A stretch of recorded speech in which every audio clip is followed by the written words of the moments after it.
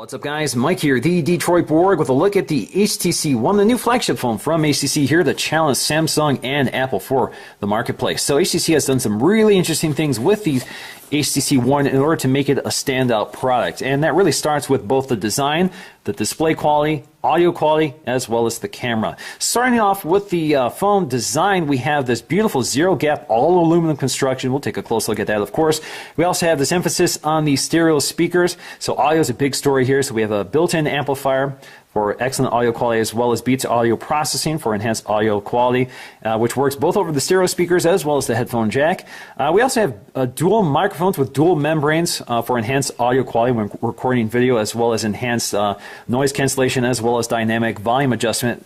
When you're on the phone call, it automatically reads the ambient noise and adjusts the phone quality or the audio quality to compensate. Now, we also have this ultra-pixel camera, which is somewhat of a controversial topic here because it basically comes down to a 4-megapixel sensor, but an ultra-pixel is 3 times the size of a standard pixel on 8-megapixel or 13-megapixel sensor, which gives you better low-light performance and better color accuracy. So you basically get better real-world photos than you do with a phone with a higher spec resolution sensor, which has smaller pixels and can't really bring in the light like a larger sensor.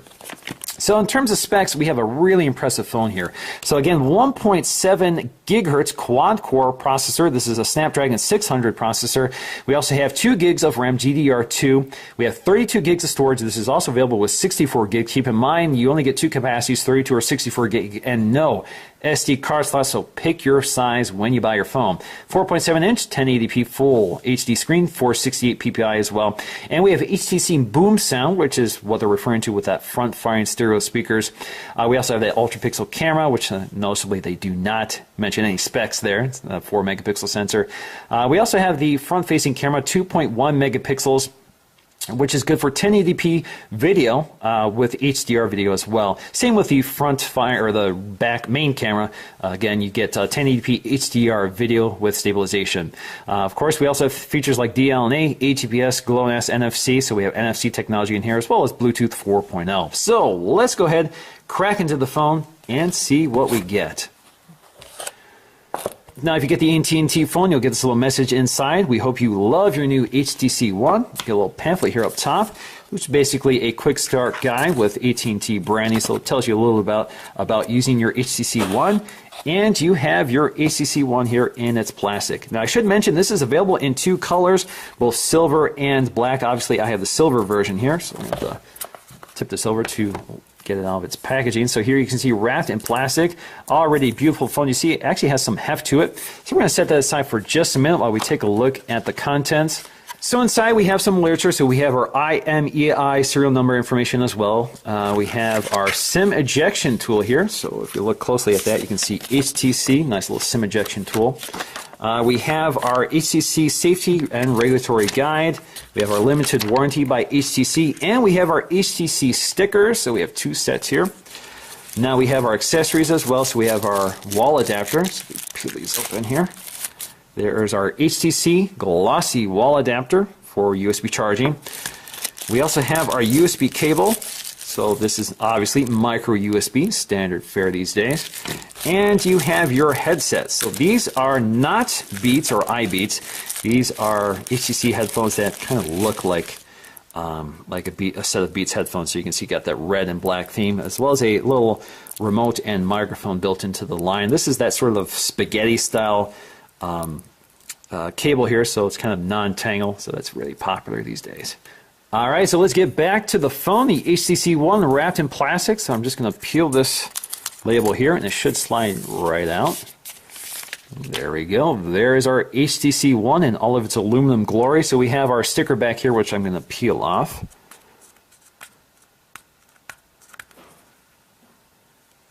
There we go, HTC, and you can see we do have some AT&T branding down here as well as that Beats audio. So let's take a close look at the phone. So taking a very close look here, you can see we have this all aluminum zero gap construction. So we have a combination of aluminum and plastic.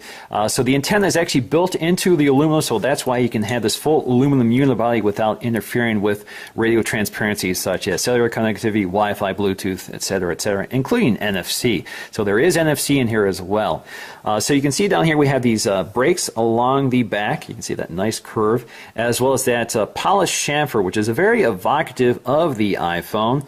So you can see that chamfer along the edge. I love that design detail, especially looks nice on the all aluminum raw finish, very shiny, kind of a mirror-like finish. Along the edge, you'll see one of the microphones at the bottom, as well as a micro USB charging port. You see our HTC branding. That's ultra pixel camera with autofocusing, 1080p video recording, stabilization. We have a little LED flash which is nicely recessed, so you don't have to worry about glare. Again, you see a little break up here near the camera. Your headphone jack. You have your sleep wake button, which is also an IR blaster for controlling your AV equipment. So it does have an app on the phone which you can use to control your AV equipment. Up top, you'll find your front-facing camera, 2.1 megapixel, again, 1080p video at 30 frames per second with HDR video, just like the main camera. You'll also have an LED indicator in here, as well as ambient light sensors and a proximity sensor. Along the side, you'll find your SIM tray here, which you'll use a little SIM ejection tool here in order to pop out. And that's about all. So you also find your volume rocker on the side here with that kind of a milled aluminum button. Again, very nice detail. Looks very, very nice. Very beautiful design. Along the bottom, you'll just find another speaker as well. I'm not sure if there's microphones or anything in here, but there is that microphone down here. Now, along the bottom here, you'll find these off-screen controls for Android. So you have your back button and your home button, which is positioned toward the right. The HTC logo here does not act as any sort of button. So that's all you get, the home button and the back button. So that's a little different for an Android phone, and certainly different for HTC. Now, along the side, you'll see we have this sort of plastic bezel. It kind of creates the illusion that the glass is sort of chamfered into the edge, but that's really just a piece of plastic trim. Obviously, you probably don't want a glass right up to the edge because it makes it easier to crack. But overall, I just love the design of this phone. Absolutely beautiful. All right, so I'm just going to go ahead and start this up for the first time, just by tapping and holding the lock button.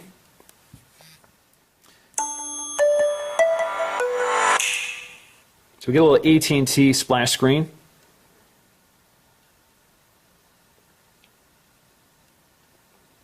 All right, so let's go ahead and take a look at the user interface. I've already logged into my Google account and I've been using the phone for a bit now, so we can take a look to see what the user interface offers. Now, this is HTC Sense 5, so this is the latest version of Sense.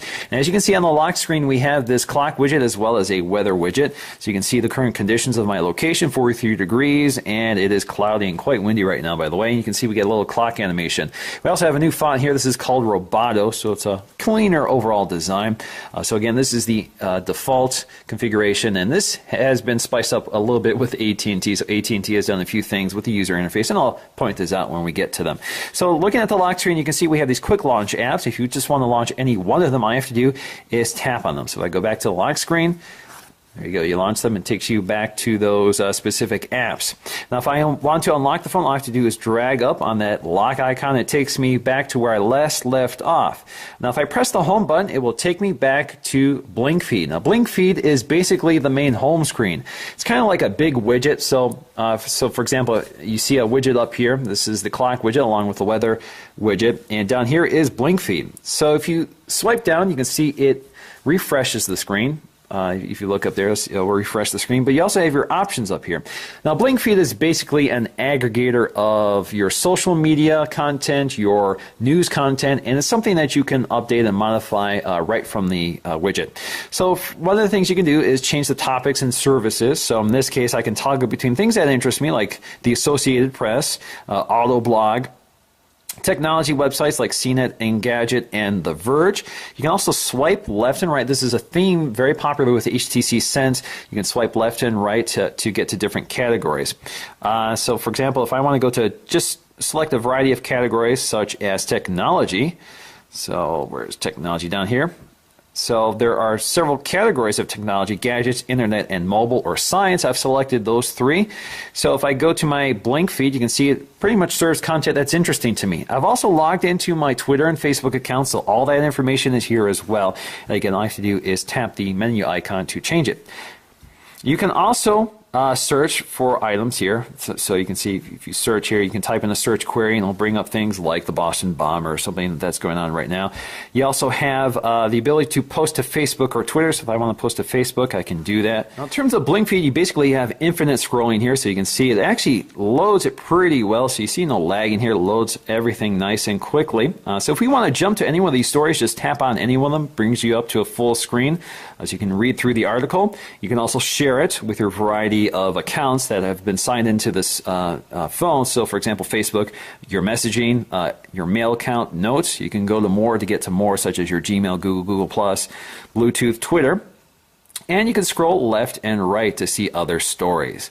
Now, you cannot turn off blink feed, but if you don't want it on your home screen, that's a simple thing to fix. So all I have to do is tap and hold onto the home screen, and you have lots of options here. So you can see up here that we have control over how many home screens we have, and we can change which one is our home screen. So all we have to do is add a panel if we want, to add additional panels if we want to, or of course we can remove them as well just by tapping and holding on them. Oops, let's try again. Tap and hold, take it up to remove.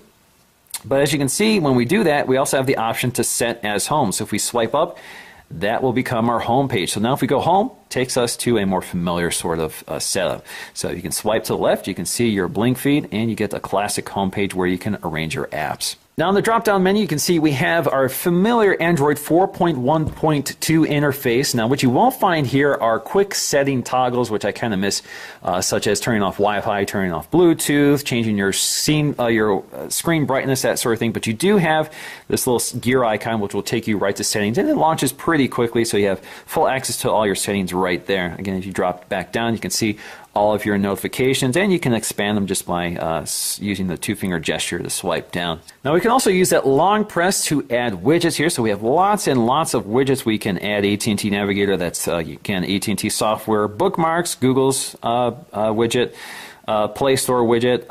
Also, we have these quick setting toggles which we can add to the home screen, which is nice because we don't have them in the drop-downs, such as this power control setting, power dashboard. Also, if you want to add that classic HTC clock here, so you can see that weather clock, you can do so as well. So if you're feeling a little nostalgic, all you have to do is drag it up to one of the home screens and configure it, and you're good to go. Basically, they want to focus on the main blink feed. And instead of going to your home screens and picking apps, what you can do here is go to the app drawer. So the app drawer includes a lot of apps from both Google, HTC, and AT&T in this case. So you can see we even have an AT&T or AT&T folder. If you want to change the layout here, you can do that. All you have to do is go to grid size, and the 3x4 configuration is standard, but you can select 4x5 and see a lot more. So you can see again we have these folders right here which contain more apps. So HTC has already done this for you. So what I think is kind of nice. So it's organized it nicely for you so you have less places to go to get to the apps you want.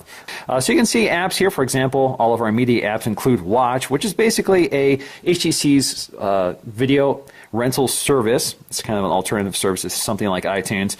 If we go back to media here, you can see we have Music, which is their music player, Play Music, which is Google's, YouTube, Play Music, again, Google, TuneIn Radio, again, a third-party app, and FM Radio Tuner. So we have FM Radio here. You also have Google, so Chrome, Gmail, Google+, Talk, etc., etc. And then we have AT&T. So these are some of the AT&T apps, and we're not going to go into those. We have a native email client. This is not the Gmail client. Twitter, Play Store, productivity apps. So that includes things like note-taking and tasks. So task is sort of a reminder app. So we click accept. You can see these are things that are already synced to my account. Productivity also includes notes. So it's kind of like a notepad app, which also does audio recording. And it does sync with your calendar and that sort of thing. And it also will sync with Evernote. So you can sign in with Evernote and transfer your contents to that app. You also have your settings toggle, take you right to your settings. Now you can also get to settings from the drop-down menu, and I'll show you that. Also, you can jump right to the Google Play Store from the drop-down up here when you're in the app drawer. So if you tap the app drawer, it takes you back to the home screen, and you can swipe right to go to the other home screens. Now you can add apps directly to the home screen. It's kind of a strange process here. So for example, I have this TV app here, which I also want to demonstrate. If I tap and hold that, I have to take it up to shortcut, let it bounce me back to the home screen, and drop it. So there you go. That's the TV app. If I want to remove that, just tap and hold it, take it up to remove. All right, so we go back to the app drawer. Let's take a look at that TV app. Now, the TV app is basically the app that uses the IR blaster. I already set it up. It couldn't find my TV, but it will take you through the process of setting it up for the first time. So we'll configure devices such as your TV, your AV receiver, and your service box, like your set-top box, in my case, UVerse. So here is my remote control. So you can see, if you see this little indicator up here indicating that it is sending an IR signal to your equipment, and it works pretty well. You can also go to dial pad here, and you can go to your media controls for playback. Now you'll also get a TV guide which shows you everything that's broadcasting right now. So if you want to jump to any one of these shows, all you have to do is tap on it, sends the IR code to the set-top box, change it to the right channel, and you're good to go. So you can start watching your TV. Now, one of the neat things about this app is that it integrates with your notification panel. So if you navigate away from it and want to get back to your app, they actually include this little widget up here, this active widget, which allows you to control the app without actually launching the app directly. So for example, you can mute it, you can jump right back to the remote control, or you can power off your devices individually, or of course you can also just tap on it. It takes you right to the app. Now, in terms of the FM radio app, as you can see, it's kind of familiar territory here. You do have to connect a set of headphones to act as your antenna. Once you do, it activates the radio, turns it on for you. Now, of course, you get the audio either through your internal speakers or your headsets. All you have to do is toggle between them with that little icon up here. And you can scrub to your favorite station. So let's go back to 96.3, and you can hit favorite. You also have SoundHound up here, which will scan the music you're listening to and identify it for you. And if you go up here, you can see your local stations, or you can toggle to your favorites. So I only have one right there. So there you go. Works pretty well. Now, HTC has also included a music app with some interesting capabilities. So I've sideloaded a Coldplay album. It's found the album art for me. If I hit play, it'll play the music, and you have your controls here. But you have something interesting here, which is a screensaver that can actually show you the lyrics.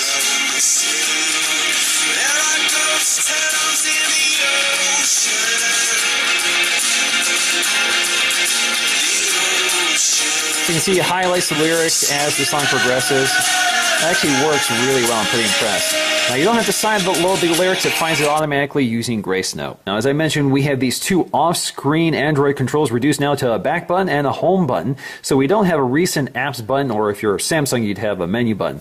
But in this case, if you want to go to the home screen, all you have to do is tap home. Pretty familiar. And of course, back, it takes you back. Very simple. But the home button has several uses. So if you tap and hold the home button, it takes you right to Google Now. Or if you double tap, takes you to the recent apps. So you can launch any of your recent apps just by tapping on any one of them. Let's go back there. And you can see we can also flick them out of the way to get rid of them. So that's one way to manage all of that.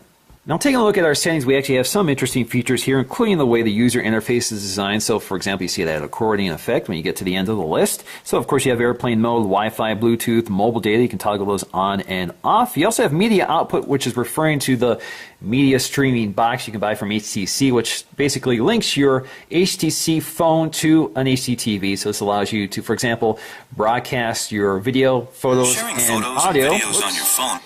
Audio to your HDTV, and you can control it using your HTC One or your HTC phone. Now, we also have, if we go to more, you have your standard settings such as usage. You can set up VPN, mobile network sharing, so you can, of course, have hotspotting, and NFC, which you can toggle on and off. You can also personalize it. So, for example, you can change the wallpaper. You can use HTC wallpapers. You have live wallpapers, or you can use your own gallery. So here you can swipe between them. You can preview any one of them, and you can apply it. So let's go back.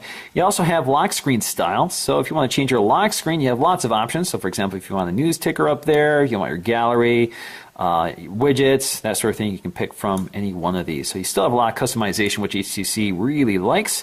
You can also customize your home screen, which I've demonstrated before. Again, all you have to do to activate this is use that long press on the home screen. Now, under Accounts and Sync, we have AT&T. Of course, that's AT&T's influence here. Facebook, Google, News, Stocks, Twitter, weather. So you can set this all up right from your settings. So it applies across your device. Your security settings, accessibility, backup, and reset. You can also transfer content, which is very interesting. So, for example, you can actually transfer the backup of your iPhone from iTunes directly on this device, and HTC will help you with this. So that's one way of getting your iPhone content to your HTC One, so they make that pretty easy. You can also toggle on Beats Audio. You don't have a lot of controls here. You basically turn it on and off, and it'll enhance the audio. So anytime you're using Beats Audio, you'll actually see a little red Beats icon appear up here. You also have control of your sound, so it's vibration and that sort of thing, your ringtones. Apps, so you can manage your apps here. So you can uninstall them, see what's running, close them in the background. Language and keyboard settings as well. Now you also have your power settings here, which is kind of interesting. HTC does have a power saver mode, so you can turn that on and off. Doesn't exactly explain what it's doing in the background, but it does dim the screen. I'm sure it brings down the processing power as well. You can see your usage history. You can set it to sleep mode, which will automatically turn off data connections during long periods of inactivity. So that's one way of preserving power. You also have your date and time settings, developer options, AT&T software update, and you can learn more about the phone, such as what version of Android you're using, in this case 4.1.2. Now in terms of our HTC keyboard, we have a few interesting features here. So for example, we do have a lot of long press options. So for example, you have your keypad up here. If you tap and hold that, you can get to 1. You can see number 2 or 3, 4. You can see you even have more options for certain characters such as R here, so you can scroll up here to select the one you want. But of course, if you just want a classic numeric keyboard, you can do that by toggling that. You also have a swipe-like keyboard, so for example, we can do this. So it works pretty well. You also have a voice keyboard. Just tap and hold it until you get to the voice control. This is a test of the voice keyboard, period. Now, taking a look at the camera app, in many ways the camera app is pretty familiar territory, but there are a lot of interesting features. So let's go ahead and take a look at the basics. So right now we have our camera app, and you have tap to focus, of course. You also have pinch to zoom, and you have a little slider here. Of course, that's digital, so that's not optical in any way. You also have your settings down here, so you can change your scene mode. You can change it to night. You also have additional scene modes there. You have HDR mode, which will bring up the low lights and the dark, bring down the highlights and bring up the low lights to even out the scene. Kind of like an HDR photo, brings it to video. Works pretty well, it does tend to overexpose things. We also have the panorama mode, which is basically a coaching app that allows you to take a panorama. We've seen that before with a lot of other phones, including the Nexus phones and the iPhone. We also have the timer mode. We can change the video quality. We can change the review duration, image adjustments. We can change the ISO, white balance, camera options. So if you go to camera options, you'll see plenty of those as well. Face detection, auto smile capture, take a photo when somebody's smiling, geotagging, which I do want on. Let's go ahead and turn all those on. Shutter options. We turn the grid on and off. Auto upload. So we turn that on or off. We'll save it to our upload services like Google+. So right now I have to select an account. I'm not going to do that right now. And of course we can also reset everything to default, and we can toggle between the front and main cameras using that control up there. You can also take your photo just by snapping it, and you can switch to video mode quickly like that, and you can record video and shoot a photo at the same time. Let's go ahead and record a video, and we're going to shoot a photo. There you go. You can see the photos are recording to the gallery without interrupting the recording or giving us that shutter sound effect to disturb our recording. Let's go ahead and turn that off. We can also control our flash settings up here, so we have auto on or off. Let's keep it on auto. Now we also have something called Zoe, which is a toggle you can turn on and off. You can see we have Zoe turned on right now. So when you take a still picture, it basically will record a video segment with that picture, complete with audio. So let's go ahead and test that out. So you can see it's taking a Zoe right now with a progress indicator. Now it's best if you're doing something besides just holding still and talking, so let's go ahead and take another one. Let's try again. There you go. Alright, so that is a short video segment. If we go to the gallery, you can see it right now. There you go. So in what way is that useful? Well, it's best used to liven up your gallery. So if we go to the gallery, you can see the gallery not only aggregates my personal photos, but all the photos from my social network, my newsfeed, etc. So basically everything from Blink feed appears in your gallery as well. So you can see I have my photos up here, my camera shots, and you can see it. You can also refresh it just by dragging down. So you can see it's refreshing my feed. But if you go to my photos, you'll see some animation. It's basically part of the Zoe effect. So it's just one way of livening up your photo gallery. There's also some other uses, which I'll demonstrate. Now naturally every camera software has to have some filters here, so we have plenty of those to pick from distortion, and you can change the effects using a slider here. So each one has a specific effect, like that vignette. And let's go to another one here. There you go. Lots and lots of effects. This one's actually kind of neat. So you can change you can go from a polarized to a sepia effect, kind of very Instagrammy. So there you go, lots of camera options.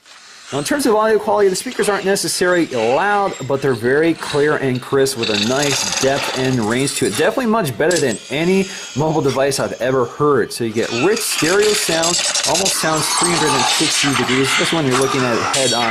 So this definitely is the best phone for consuming media.